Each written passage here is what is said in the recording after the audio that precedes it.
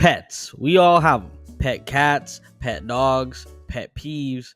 While pet cats and pet dogs may be cute and cuddly, pet peeves, pet peeves fucking suck. So today I'm going to talk about some of my biggest pet peeves. And first up on the list, we got The Walking Dead. I'm talking about slow walkers. Now, before I continue, I just want to say walking slow isn't the actual issue here. If you want to take in the sights and take your time, that's up to you. However, for some reason, slow walkers, or even worse, stop walkers, love to do this in the middle of the fucking sidewalk. They could be on a sidewalk wider than queso's portion sizes and still stand right in the middle, blocking as much space as possible. Especially when you're in a big city on a busy street, and these assholes will just randomly stop walking while looking at their phone in the middle of the sidewalk. This shit just makes me wanna... But seriously, if you want to walk slow or stutter step up and down the street like you're auditioning for Step Up 5, then go ahead. Just do us all a favor and move out of the way. And speaking of moving, you know what isn't moving? Watching you cry on your Snapchat story. Because next on our list, we have the people who record themselves crying and then post it online. Honestly, as stupid as this is, I almost kind of like it because it just makes me laugh hysterically. But then once I finish laughing, I'm just mad. Because do you really think that any of us give a fuck why you're crying right now? In fact, I'd argue the fact that you're posting yourself crying makes me give even less of a fuck than the fuck I already didn't give. Plus, you don't look cute when you're crying, okay? You look fucking ugly. This also pairs perfectly with the people who will constantly delete their socials and go ghost and post it on their story so everybody knows about it. If you really want to break from social media, then maybe, I don't know, just try possibly taking a break. I just feel like posting about it really defeats the whole purpose and makes it pretty obvious you just want people to know you got shit going on. Plus, these people almost never actually delete their social media or even leave it. A lot of the time, they're back the next day. Shit, sometimes they even keep posting the same night. Honestly, if you want a break, just go fuck off on a corner somewhere and take a break, instead of making an announcement that 9 times out of 10 is completely pointless. It's just pretty weird and emo of you, not gonna lie. But speaking of emo, next up we got the people who self-diagnose themselves with mental issues. So pretty much almost everyone nowadays, because every fucking teenager in the world has 25 mental disorders and 125 triggers for them. Really, we just gotta stop jumping to conclusions like Muggsy Bogues trying to prove himself in the NBA. Just because you get anxious sometimes doesn't mean you have anxiety. Everybody gets anxiety sometimes, okay? It doesn't mean you need special treatment. Please, for everyone around you, just shut up. No one wants to hear about the disorder that you made up for yourself in your head. If anything, the only disorder that you actually have is please look at me, I need to be special disorder. And unfortunately, you already have the special part. And speaking of special, next up we got loud people. Honestly, these people just make it seem like they constantly have earplugs in because it's just impossible to understand how they can be so loud, yet so oblivious to how loud they are at the same time. Whether they answer a FaceTime on the train and yell at the top of their lungs to make sure everybody knows where they're going, what they're doing, and what they plan to eat tonight, or whether they just chew, breathe, and talk loud as hell. These type of people will watch TikToks out loud at full volume on a packed bus, or hear a barely funny joke and laugh so loud it would even piss off the joker. They're also the worst type of people to try having a private conversation with, because they talk like they've never heard a whispering in their entire lives. And speaking of packed, the next worst pet peeve is the people who get their opinions packed on the bottom of a cereal box. Honestly, I've noticed this a lot more with the younger generation, and to be fair, social media has a pretty big part in this, but now more than ever, it seems like everybody is just copy and paste. And I'm not just talking about people following some fashion trends or using new slang.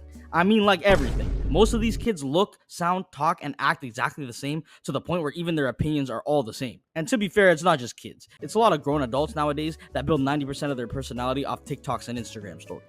Now for the next pet peeves, we got campers and video games, which I won't get into, but if you want to see more of that, go check out this video. And then we got people who don't flush the toilet, because that's gross.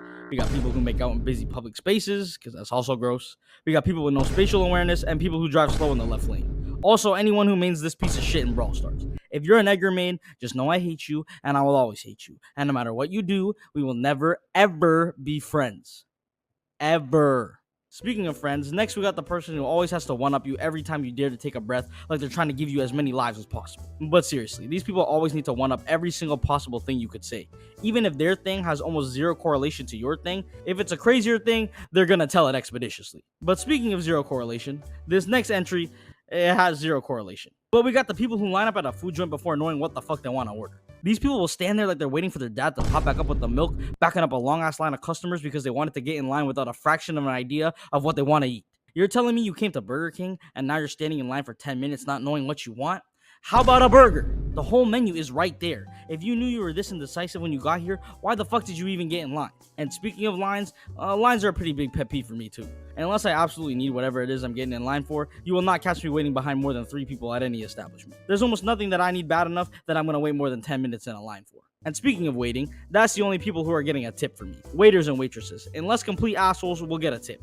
And you guys at Subway can go kick rocks, because I am not tipping you for over toasting my bread and putting too much mayo on one half of my sandwich and almost no mayo on the other half. But seriously, tipping culture is insane. And I understand that for some reason people like to get into civil wars about this in the comments, but shit, I'ma just be real. Even seeing the option to tip at a fast food place or sometimes just some random ass establishment really just annoys the fuck out of me and makes me want to steal the shit instead. But yeah, unless you're a waitress or a waiter or something along those lines, tipping culture is just out of hand, okay? Y'all can fight about it in the comments. But speaking of stealing, the next pet peeve I got is people who clap when the plane lands. Because you're stealing my good day from me, especially on my flight out somewhere. Because now that you losers wanted to give a standing O for the plane making it to the ground safely, which it's supposed to do, all I'm going to be thinking about on my return flight is, damn, is the plane making it back really that exciting? Maybe I shouldn't even be here right now.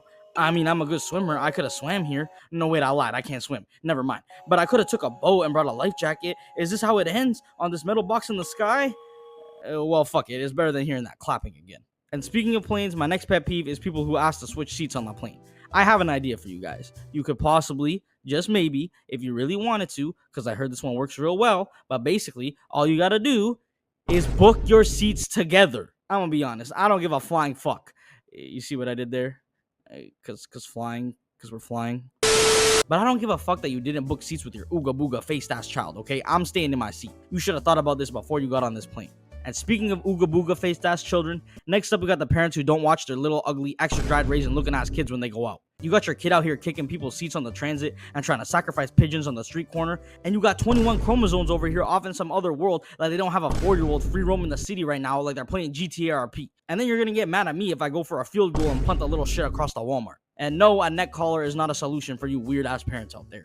Just fucking pay attention to your kids. And maybe stop just giving them iPads every time you want them to shut up. You're just further frying their already deep fried brain.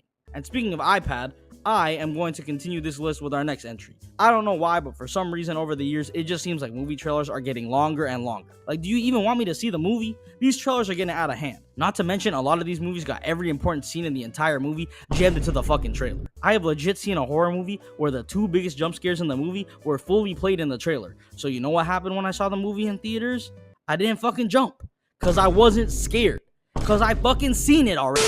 And speaking of already, last thing we got for our worst pet peeves is when someone tells you to do something you already plan to do. Usually your parents or siblings or maybe your boss at work. But whenever someone tells me to do something that I was already planning on doing, every ounce of motivation I possibly have in that moment shoots out of me faster than my bowel movements on Taco Tuesday. And really because the main satisfaction of doing said thing in the first place is that you're getting something done without being asked. And simply want the good feeling or the gratefulness from whoever stumbles upon your hard work. But now that you've been told to do it, it's like, fuck this shit, I don't want to do this no more. I mean, if it's expected to happen, it just takes away from the whole experience for both parties now. So congratulations, you fucked it up for both of us. And really what I'm trying to say is, I hate everyone and everything, and everybody sucks lizard balls except for you guys who watch and subscribe and comment on my videos, but everyone else sucks. And if you want to make sure your friends and loved ones don't suck baboon ass forever, then maybe make sure they subscribe and hit that notification bell. That's just a suggestion though. It doesn't matter to me if your friends and loved ones are terrible people for the rest of eternity. That's up to you. But yeah, these are some of my biggest pet peeves, and if you know me, you know I'm a generational hater, so I have plenty more where that came from, but these are just a few of the bigger ones that I think a lot of people can relate to. And yeah, with that being said, I hope you guys enjoyed this video. Don't forget to leave a like and a sub, and I'll see you all in the next one. Yeah.